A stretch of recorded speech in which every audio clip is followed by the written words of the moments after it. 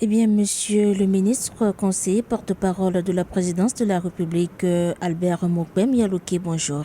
Oui, bonjour. Vous êtes en direct sur Guira FM. Quel est alors l'objet de votre visite ce matin? Voilà, je profite de votre micro pour adresser les vives condoléances du président de la République, chef de l'État, Faustin Archange Touadéra, parce que une fois de plus, la population centrafricaine vit des drames du côté de Bambari, ce qui est dû à un accident de circulation. Voilà. Cet accident de circulation a endeuillé beaucoup de familles. Voilà pourquoi je viens ici, à votre micro, exprimer la consternation du président de la République et l'adresse de ses condoléances en son nom propre et au nom du peuple centrafricain à toutes les familles qui sont éprouvées du côté de la région de Bambari.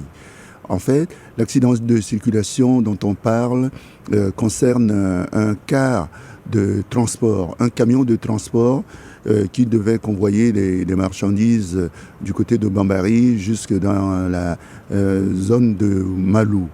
Et il se trouve que ce camion qui était destiné à transporter des marchandises transportait aussi des personnes. Ce camion a connu des avaries, a connu des pannes avant l'accident. Et il y avait plus d'une centaine de personnes à bord. Et on dénombre à l'heure actuelle 78 morts et plus de 50 blessés. Ce qu'il faut savoir, c'est que c'est des problèmes, une conjugaison du camion qui était surchargé et les conditions de route aussi qui ne sont pas bonnes. L'état des routes a contribué justement à cet accident malheureux qui a fait beaucoup de victimes. Les blessés, pour une bonne partie, sont convoyés dans les hôpitaux du côté de Bambari et les cas les plus graves sont convoyés sur Bangui. Voilà les dispositions que le gouvernement a mis en place justement pour remédier à ce problème qui nous fait beaucoup de peine, comme si la région de la Ouaka, comme si Bambari n'avait pas suffisamment souffert. Voilà, cet accident vient ajouter aussi à la souffrance de la population, ce que nous déplorons énormément et les dispositions doivent être prises. Du côté de la présidence, ces dispositions sont-elles déjà prises? Comme je viens de vous le dire, des dispositions sont prises parce que la circulation, ou plutôt l'insécurité routière, est un problème qu'il faut prendre à bras le corps.